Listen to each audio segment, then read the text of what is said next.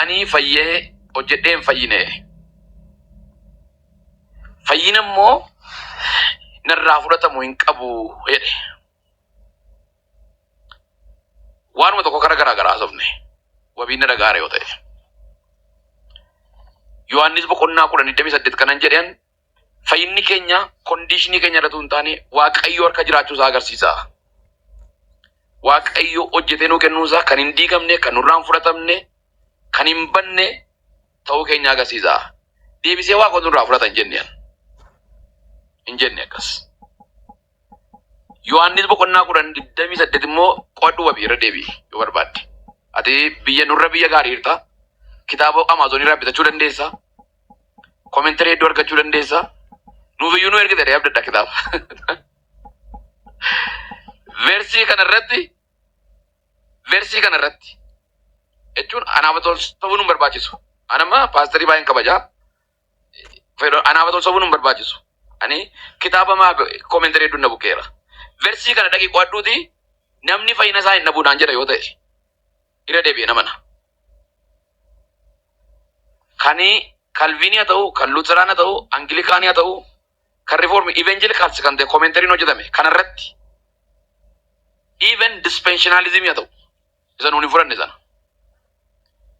Lakkoofsi 28 kun fayyina keessanii hin dhabdan jedhee himamee barreeffamee hiikamee jira yoo ta'e. Welcome, I investigate again. Kutaan sun garuu kanan jedhee Waaqayyo fayyina hin sochoone ofiisaatti amane sasira paasterii jechaa oole jechuudha. Eenyummaa isaatti amane nuu kenne. Fayyina hojjenneen fudhanne fayyina kana keessaa Waaqayyo waree nu baasu. Nuun garuu kondiishinii mataa keenyaan fedhii waan qabnuuf isa lolaa irra deebi'ee dubbachaa oole ganuudhaan irra deebinee Waaqayyoof bamuu diduudhaan asitti lolaa jiru wanta dabaan jedhu jireenya cubbuu qabu enisin gochuudhaan dhabuu dandeenyaadha. Cubbuuni waan nu yaannu yookaan tilmaama keenya miti cubbuun. Sirriitti na dhaggeeffadhaa. Cubbuun waan nu yaannu yookaan akkaataa nutti dhaga'amu miti cubbuun. Cubbuun waan sagalee Waaqayyoo fedhii Waaqayyoo morma jedhee ibsedha. Gosa barbaade ta'uu danda'a. Fakkeenya baay'ee kaasuu dandeenya. Akkuma Feroon jedhe seera Waaqa warra daddarbuudha. Inni jalqabaa. Inni lammaffaan immoo waan faallaa yaada Waaqayyoo ta'e gochuudha. Cubbuun hin jiru jechuun garuu kan ogeessonni saayinsii kiristaanummaa barsiisanidha.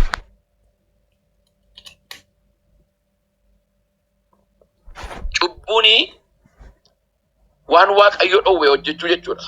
Abboomuu diduu jechuudha. Cubbamaa ta'uun garuu isa Waaqayyo dhowwe irraa fagaachuudha. Isa Waaqayyo dhowwe itti dhiyaachuudha. Cubbamaa ta'uun. Isa Waaqayyo dhowwe itti dhiyaachuu. Cubbuun garuu faallaa keeka Waaqayyooti. Fakkeenyaaf akka seera Waaqayyootti hojii keessa, yaada keessa, jecha keessa, fedhii keenya keessa cubbuun jiraachuu dhiisuu danda'a. Garuu hojiin keenya, gochi keenya, yaadni keenya, fedhiin keenya yeroo seera Waaqayyootiin faallaa ta'u cubbuu ta'a. Cubbuu ta'a. Ija mukaa nyaachuun gaarii fakkaachuu danda'a seeruma boqonnaa 3tti. Garuu Waaqayyo dhowweera waan ta'eef cubbuudha.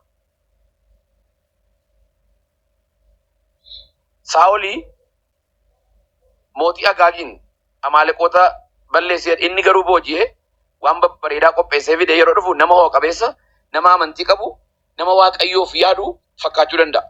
Garuu cubbuudha. Nuuni sanyiin banneerraa dhalanne cubbuuni aakshinii moo neechariidha jedhe. Cubbuun qaamaan utuu hin taane ijoo gochaani cubbuun. Waan nuyi yaadne goonudha. Macaafni akkasumadha. Waan yaadantu cubbuu ta'a. Maal ijoollee kanarraa ol barsiifna? Maaliif immoo wanti nuyi yaadnu cubbuu ta'a? Neecharii sanatu nu keessa jira.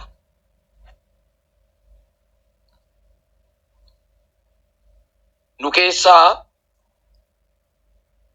ani jireenya barbaraatti hin galuu hin jenne asila. Namni amma waanuma al tokkotti yakkeef, aluma tokkotti cubbuu hojjeteef Kiristoosin gadi hin buusu. Usila waa dubbadeen ture irra hin deebi'a. Nuufi cubbuun salphaa hin jiru jechuu dandeenya nu. Waaqayyo garuu akkas hin jenne macaafnis akkas hin jenne. Kiristoosii cubbuu keenyaaf aarsaa kaffalee cubbuu keenyaaf du'ee sanyiin banneerraa dhalanne jechuun waa'ee aarsaa Kiristoosiin sanaa nutti maal akkamitti nuun hafuuraan lammaffaa dhalanne jechuusaati.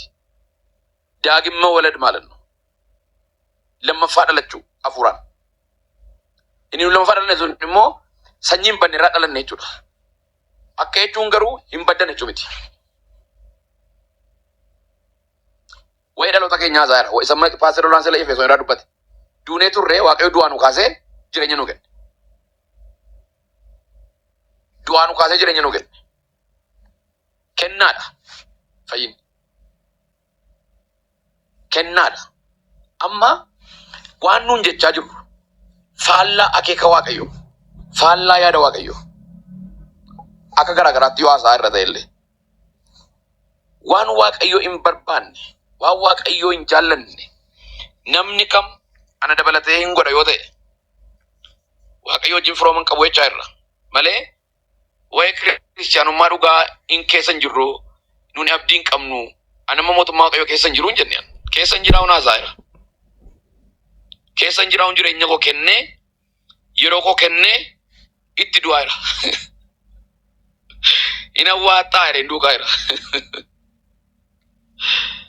Immi pastorini oji sadise oji walda hojjetu fi immi biraan hin jiru. Ina wata ene nduka ira. Feroon nimmi ni galgala kana taa'uuf taajiru. Garuu waan nun jechaa jiru abdiin maaloo daree mootummaa Waaqayyoo keessa jira.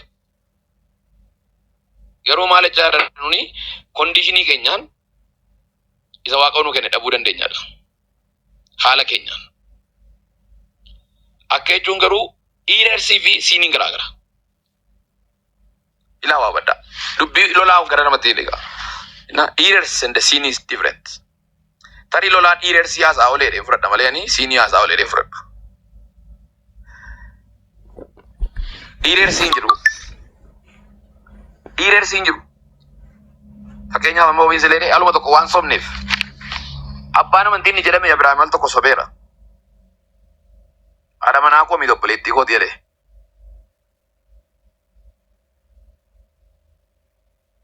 Amma unintentionally uritaan jiru. Siini ni mojiru. Siin uritaan. Siini ni deliberately itti yaadame akeekame fakkeenyaaf namni tokko mana dhugaatii dhaqee yeroo baay'ee lallabu lallabdoonni namicha tokkotu jedhan mana dhugaatii dhaquu ka'ee yeroo mana dhugaatii dhugaa ture dhiisee fayyee amma dhugaatii gojjomee mana yeroo ka'u suusiin xirunnaan yaa Yesuus nan dhowwi ture kaan jira jedheeran karaa ga'ee kunoo karaa walakkaa godheeran nan deebiftu jedheeran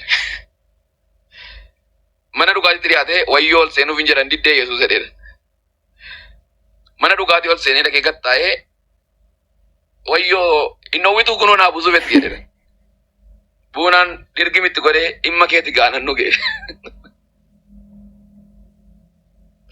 Amma itti yaanne karoorsine akeekne sagantaa baafanne wanti nuun raawwannuuf hon jennee too amantiitti jirru isa nuun jechaa jirru.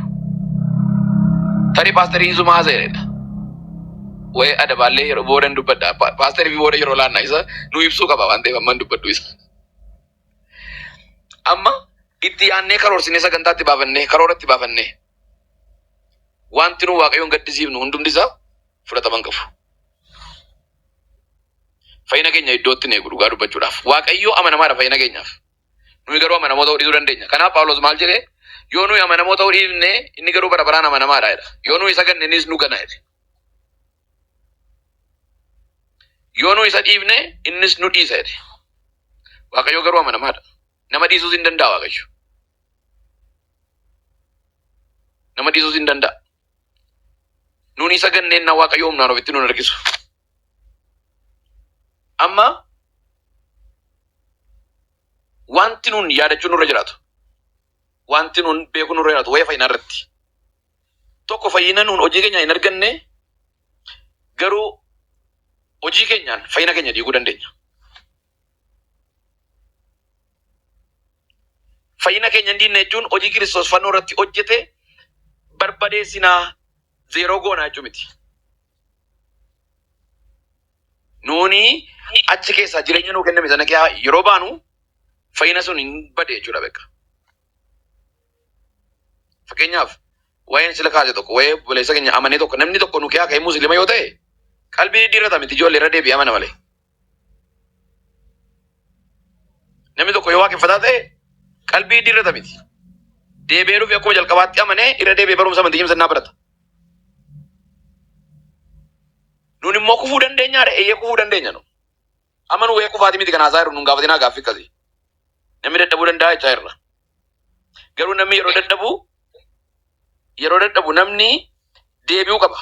Fakkeenyaaf Luqaas boqonnaa 19 yoo ilaaltan, Luqaas boqonnaa 15 yoo ilaaltan, Daawit cubbamaa akka ta'e, Phaawulos cubbamaa akka ta'e amanee nuyi cubbamaa ta'uu keenya akkamitti amanuu danda'amna? Kiristoos na fayyise jechuun anaan amma an qulqulluudha qajeelaadha yeroo hin jedhu ammanii waa'ee hojii Kiristoos haasa'uu gooti. Kiristoos na fayyise an fayyeera yeroo hin jedhu waa'ee hojii Kiristoos haasa'uu gooti. Waa'ee Kiristoos xiyyeeffachuu gooti. Ani dadhabaadha yeroo hin jedhu immoo waa'ee ofii gooti haasa'uu gooti. Kun immoo maal agarsiisa jechuudha? Yeroo hundumaa yaadni Waaqayyoo akka na barbaachisu agarsiiftuudha. Yeroo hundumaa fuula Waaqayyootti argamuu kan qabu agarsiiftuudha. Qalbii koo yeroo hundumaa amma asumaa waa dubbadha. Qalbii diddiirrachuuni sababii cubbuu goone duwwaa miti. Sila fedhoo fi paastariin wajjin haasa'aa ooltan. Yoo balleessine silayyuu qalbii diddiirrachuun nurra jiraata. Balleessinee jennaan.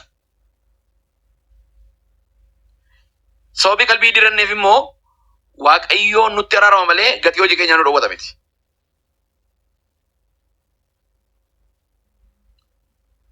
Isa naamusaati jechuudha inni. Naamusa.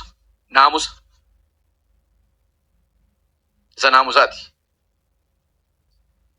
Kan nuuni yeroo hundumaa fuula Waaqayyootti qalbii diddiirrannu immoo Waaqayyoo qulqulluu waan ta'eef, araara qabeessa waan ta'eef, nuuni haasaa keenya keessa karatti Waaqayyoo yakkinu waan hin beekneef. Ulfina isaa fenneeti.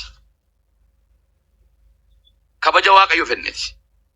Yeroo hundu kan yaada garaa keenyaa sammuu keessa yaada garaa keessanii haareffadhaa inni sun. Gara namummaa isaa haaraatti guddachuufi. Gara Kiristoositti guddachuufi. Malee paastariin mana dhugaatii dhaqee dhufee qalbii diddiirrata jechuu miti. Lammiin ammuma kana dhaqee nama labsee lolee ajjeesee dhufee qalbii diddiirrata jechuu miti. Utuman lolini iyyuu, utuman arrabsini iyyuu, utuman jibbini iyyuu ulfina Waaqayyoo fennee qalbii keenya diddiirranna. Phexros fa'aa Iyyesuusii hojii yeroo turanii of argan. Namni yeroo of argaa deemu iyyuu yeroo of argaa deemu Waaqayyoo keessatti gad of buusaa deema. Rakkoon cubbuu xiqqeessanii ilaalu waa'ee cubbuu ilaaluuti. Amma yaanni lolaan jedhuu fi anjechaa jiru garaagara natti fakkaatu. Sirriitti waa ta'uu qabaddaala. Cubbuu xiqqeesseen ilaalaa inni karaa lolaan jedhu gatii cubbuu sanaa cubbuun humna dhabe akka ittiin hubadhan. Cubbuun humna dhabeera. Kiristoos mo'eera. Ani immoo jireenyatti jira, haareffamaan jira, deemaan jira, haaraan jira, guyya guyyaatti guddachaa jira, fayyaan jira amma. An fayyaan jira amma. Sanctification jechuudha. Fayyinni yoo tokko raawwate sanctification jira jechuudha. Qulqullummaa jechuudha. Soba koorraa, dadhabbii koorraa, jibba koorraa, aarii koorraa, mufii koorraa, qulqullaan jira, deemaan jira, cubbuun dhadhaalaan jiru, garuu naannoo koo jira jechuutti an fayyaan jiraan sana waan ta'eef. Cubbuun immoo yoon hojjedhee ilaa sirriitti na hubadhu beerotis. Cubbuun immoo yoon hojjedhee rakkoon qabu jedha isaanaa ilolaan asumatti qabna jechuudha.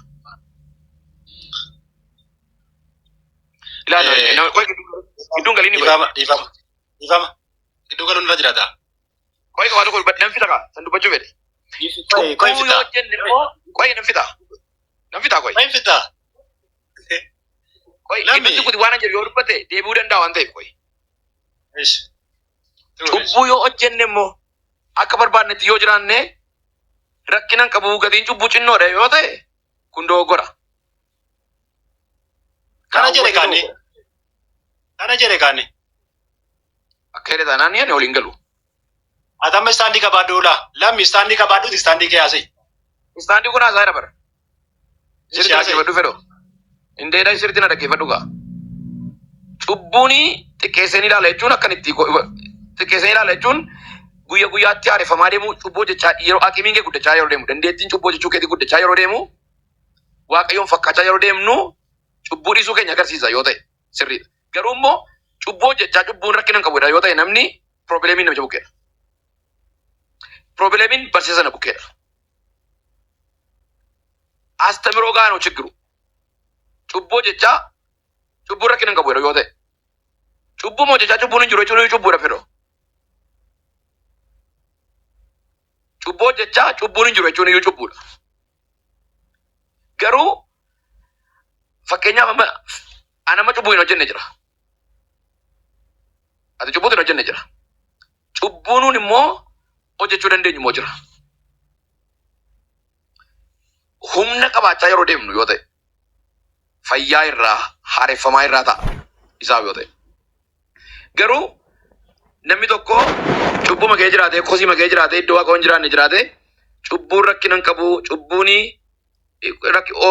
okeedha yoo ta'e namicha bukkees barsiisa na bukkees rakkinatu jira kun faallaa barsiisa sagalee waaqayyooti fannoo Kiristoos illee salphisuudha. Amma ol hubannee fedho. Dubadeera. Eyyee. Inni lammaffaa fi inni dhumaa waan dubbadhu waa'ee eenyummaa keenya isa kamtu fayyeessa fedhiin jedheedha. Ilaal foon keenya lubbuu keenya hafuura keenyatu fayyuu qaba sadansaatu. Roomeen boqonnaa 12 akka jedhu namummaan keessan qulqulluu haa ta'uudha. Waaqayyoof aarsaa haa ta'uudha. Namummaa keenya ilaanni kun ilaanni kun. Namummaan keenya ilaanni kun. Namummaa keenya isa kanaan iyyuu cubbuu hojjechuu hin dandeenyu. Maaliif namni alaleen dhanna isaatti cubbuu hojjetaadha. Dhanna keenya kanarratti waan barbaanne hojjetachuu hin dandeenyu. Naqqasachuu hin dandeenyu akka barbaannetti. Dhanni kun bitameera kan Kiristoos taanaan kan Kiristoosi. Ulfina qaba. Nuyi mana qulqullummaa Waaqayyooti. Kanaafi foon keenya iyyuu cubbuurraa bilisa ba'u dura jiraata. Akkamitti cubbuurraa bilisa ba'a? Waaqayyoon jaallachuu waan macaafni waan jireenya isaa haaraadhaaf ta'u sirra dubbadheen ture. Nyaachisuu sooruu jireenya isa moofaa immoo agabuu kaa'uudha. Jireenya isa moofaa agabuu gochuu waan inni barbaadu soora dhowwachuu. Soora isaa irraa kutuu waan tokko soora isaa irraa kutee naan hindu'a moo hindu'a. Soora isaa irraa kutuu. Foon keenya baay'ee fayyaa jira. On process. Lubbuun keenya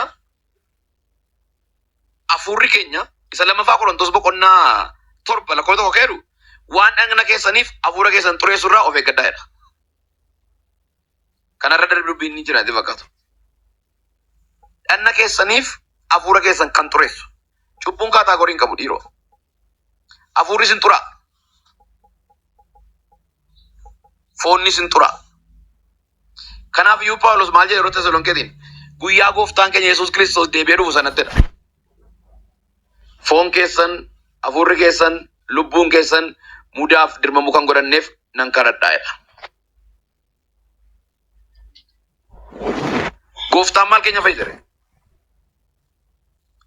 Gooftaan jireenya keenya hundumaa fayyise. Hullantanaawwi naachin. Hullantanaawwi. Wellness. Hunda isaa fayyise gooftaan. Kan inni lafatti dhiisee fannoo irratti du'e hin jiru. Gatii hunda isaatii baaseera. Foon keenya adabuudhaan of qabuudhaan. Kanaaf Galaatiyaa boqonnaa 5 irratti maal jedhaa? Of qabaa jedha. Of qabaan maaloodha amma? Foon keenya qabna miti waan biraa maal qabna? Lubbuu qabna. foon kee qabda bara. Foon keetu qabamaa yeroo foon kee qabamu hafuurri kee tasgabbaa lubbuun kee tasgabboofti. Yeroo foon kee balleessu immoo lubbuun kee hin jeeqamaa hafuurri kee hin jeeqama. Foon kee duukaa jeeqama. Barsiisi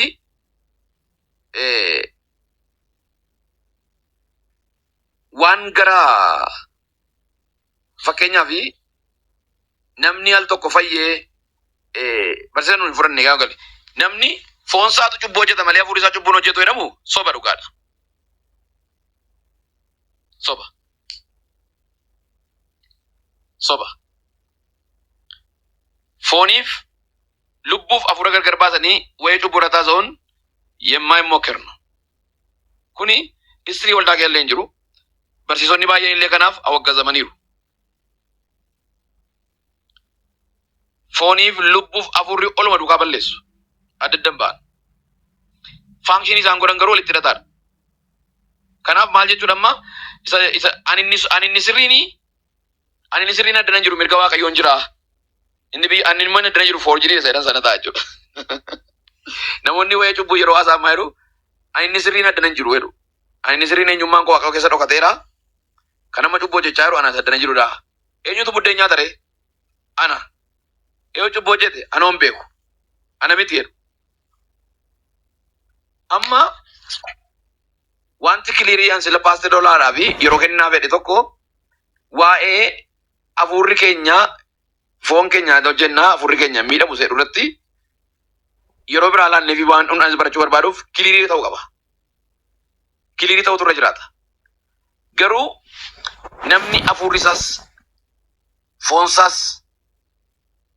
cubbuu qalbiin isaa ol duukaa yeroo namni fedhe isaa jedhamu tokko cubbuu hojjete jennaan guutummaa isaa cubbuu hojjete malee paartiidhaan miti.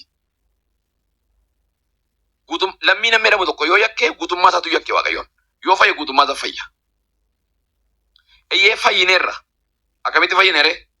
Hojii Yesuus Kiristoos waggaa 2000 dura hojjete amantiidhaan furannee fayyineerra. Fayyaa jirra. Jireenyaan, amala keenyaan, deddeebii keenya guyyaa guyyaatiin, saantifikeeshiniidhaan sammatti jirruun. Akkuma eeyyee fayyuuf immoo jirra. Yesuus deebi'ee dhufa. Hamma dhumaatti warra dhaabate, dhugaa sana warra qabate, humna isaatiin libsuu ijaa gidduutti jijjiiree nu fayyisa. Amma yeroo wayii fayyina haasofnu maal abdaddee naasaa jedhaman. Lolaan maal abdaddee haasaa, fedhoon maal abdaddee haasaa, Kiristoos maal abdaddee haasofna hundi keenya. Amma libsuu ijaatti nu jijjiireetu nu fudhata. Du'aa ka'uyyuu isa abdanna jechuudha. Kanaaf salphaa tokko goonee xinneessinee ilaaluun barbaachisaa miti. Keessumaa waa'ee cubbuu yeroo bal'aa nu barbaada fedhu. Waa'ee cubbuu haasa'uun. Waa'een fayyinaa difinishinii isaa irratti rakkoo hin qabu. Rakkoo guddaan hubannoon argaa jiru irratti waa'ee cubbuu irratti rakkoo guddaan jiru. Cubbuun hafuura namaas, foon namaas, lubbuu namaas hin balleessa. Laa ejjennoon kolaa kanadha. Ejjennoo macaan qulqulluun barsiisu wajjin. Cubbuun hafuura namaas, foon namaas, lubbuu namaas ol dhugaa. Kan foon namaa adabamuyyuu, kan lubbuun namaa adabamuyyuu sababii cubbuufi. Sababii biraan hin jiru. Sababii namni foon isaa bara baraan adabamuuf, hafuurri isaa bara baraan adabamuuf, lubbuun isaa bara baraan adabamuuf sababii cubbuutiif. Malee sababii biraa miti. Fakkeenyaaf waan sila paaster lolaan jedhe tokko jira. Mucaa koon adabaa kan jedhe. Inni Ibroota irratti barreeffame waa'ee firdii guyyaa dhumaa miti. Chaalenjii ol goona waan ta'eef. Tiksiin sunis anis na bukkee jira. Wangeelii kun na bukkee jira. Paaster hirkas jira. Isin hunduu tobaafatu. Waa'een nan adabaa waa'ee korreeshaniiti. Waa'ee naamusaati. Waa'ee karaakteriiti. Laa dhiirola. Kutaa sana irra deebi'aa dubbisa. Irra deddeebiin dubbifnee walitti deddeebiin allee malee. Waa'ee karaakteriiti la. Waa'ee amalaati. Waa'ee paasterii mucaasaa reebuu, mucaa sirreeffachuu amalaati. Garuu paasteriin mucaan isaa amma bakkee baate yoo ta'e miilla ishee irraa kutee mana hin kaa'u. Miilla ishee irraa kutee akka isheen gadi hin baane dha'u. Sossobee amalaan ol ofitti qabeetu miira abbummaatti agarsiisee akkuma sila jedhe wayyaa ishee isa gaarii sanatti deebiseetu akka isheen lammaffaan xureessinee godha. Akka itti waaqayyoon nu sossobaa oolu, akka itti waaqayyoo haraa nutti agarsiisaa oolu. Waa'een firdii isa dhumaa garuu amma kana salphata miti. Waan deddeebi'ullee miti. Aluma tokko namni waan facaase hammateedhuma lafa isaa dhaqate gatii isaa fudhate. Inni kun garuu waa'ee correctionii nuun utuu lubbuudhaan jirru utuu ammasitti jirru Waaqayyoon nu ajjeesee waan nu barsiisuu hin qabu. Akkuma ani yookaan paasteriin ijoollee keenya ajjeefnee waan barsiifne Waaqayyoon nu ajjeesee waan nu barsiisu. Garuu nuun hojii nuun nu ajjeesu dinnee yoo gone Waaqayyoon responsibility isaan qabu.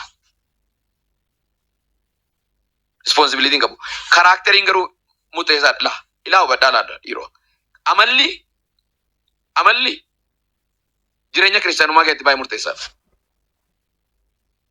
Amala keessan qulqulleeffachuun guyyaan fayyina hawaasa itti dhiyaateef amala keessan tolfadhaa kan jedhuuf kanaaf.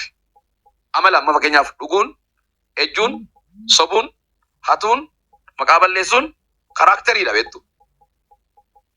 Karakteriidha. Isa sirreeffadhaa. Gahee nama kun amma gahee keenya nutti gahee namaati. Isa sirreeffadhaati malee namni tokko Waaqayyoo hin argu guyyaa fayyinaa har'uu hin argu. Kanaaf Waaqayyo immoo yoo nuun dinne karakterii kana karaa adda addaa keessa baasee nama sirreessa.